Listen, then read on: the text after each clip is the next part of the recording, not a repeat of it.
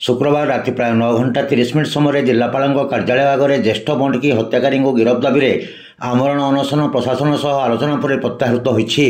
कंटामाल थाना बेहरापड़ा ग्रामर ज्येष्ठ बंडकी हत्याकारी गिरफ दाबी में आंबेडकर दलित समाज विकास परिषद पक्षर जिलापाल कार्यालय आगे शुक्रवार दिन 11 घंटा समय आमरण अनशन आरंभ होता।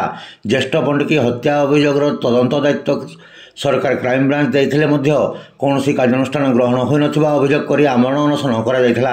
सेहिपरि ज्येष्ठ बंडकी परिवार को 20 लाख टंका सहायता प्रदान, तांको विधवा पत्नी को सरकारी चाकरी प्रदान और तांको छुआ को सरकारी सहायता शिक्षादान आदि दाबी करा जायछि। आमरण अनशन रे पीड़ित परिवार सदस्यों समेत आंबेडकर दलित समाज विकास परिषदर कर्मकर्ता और सदस्य माने सामिल होइथिले।